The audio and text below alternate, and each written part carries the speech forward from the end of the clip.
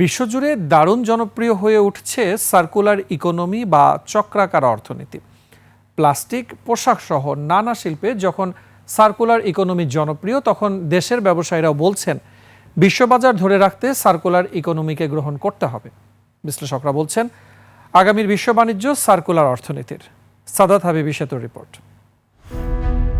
ওয়ালটন এখন দেশের সীমানা পেরিয়ে পৌঁছে গিয়েছে 50টিরও বেশি দেশে। ওয়ালটন, ঘরে ঘরে বিশ্বজুড়ে। সাধারণ একটি পণ্য ব্যবহারের পর তা নতুন করে ব্যবহার করা বা ফেলে দেওয়া পণ্য থেকে নতুন পণ্য তৈরিকে রিসাইকেলিং পণ্য বলা হয়। আর নতুন করে আসা সেই পণ্য ব্যবহার শেষে আবারও সেই পণ্যকে নতুন রূপে ব্যবহার করার চক্রকে অর্থনীতিতে বলা হয় সার্কুলার ইকোনমি। এই পুরো বিষয়ের মূল লক্ষ্য প্লাস্টিক বর্জ্য নিয়ন্ত্রণ। কারণ গবেষণা বলছে বছর 10 পরে এই প্লাস্টিক বর্জ্য নিয়ন্ত্রণ করা অসম্ভব হয়ে পড়বে। বিশ্বে প্রতি বছর 5,70,00,000 টনেরও বেশি প্লাস্টিক বর্জ্য তৈরি হয়, যার প্রায় 10% বা 23 মিলিয়ন টন প্লাস্টিক সমুদ্র ও অন্যান্য জলজ বাস্তুতন্ত্রতে প্রবেশ করে। অথচ বিশাল এই বর্জ্য ব্যবহার করে পোশাকের সুতা, ফেব্রিক্স, বোতাম থেকে শুরু করে বিদ্যুৎ পর্যন্ত উৎপাদন করা হচ্ছে দেশে দেশে, চীন যেখানে সবচেয়ে এগিয়ে। বিশ্লেষকরা মনে করেন পণ্যের এমন চক্রাকার ব্যবহারে পরিবেশের উন্নয়নের সাথে রয়েছে উৎপাদন পর্যায়ে অন্তত 15% সাশ্রয়ের সুযোগ।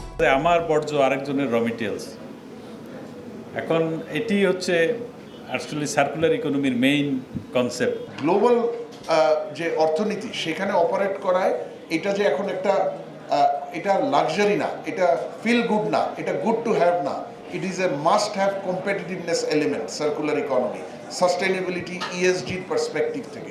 ব্যবসায়ীদের শীর্ষ সংগঠন এফবিসিসিআই এর গবেষণা আর উদ্ভাবনী সেন্টারের দেশে সার্কুলার ইকোনমি সামনে তুলে ধরতে দেশের 10 জন উদ্যোক্তাকে 5 লাখ করে মোট 50 লাখ টাকার অনুমোদন দেওয়া হয়েছে।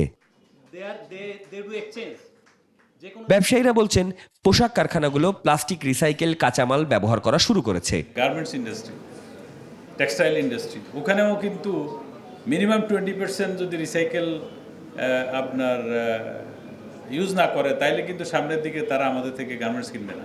গ্লোবাল ইন্ডাস্ট্রিজ আর অ্যাডাপ্টিং সার্কুলার ইকোনমিক। গোটা দুনিয়া সার্কুলার ইকোনমি গ্রহণ করেছে। এটা শুধু পরিবেশগতভাবে নয়, অর্থনীতির জন্যও ভালো। Replace waste and inefficiency. অভ্যন্তরীণভাবে বর্তমানে প্রায় 45,000 কোটি টাকার প্লাস্টিক পণ্য উৎপাদন ও বিপণন হচ্ছে। আর পরিবেশ অধিদপ্তর বলছে বাংলাদেশে বছরে 8,21,000 টন প্লাস্টিক বর্জ্য উৎপাদন হয়, যার সিংহভাগ পরিবেশগত ঝুঁকি বাড়াচ্ছে। সাদাত হাবিবি সেতু, 21 টেলিভিশন, ঢাকা।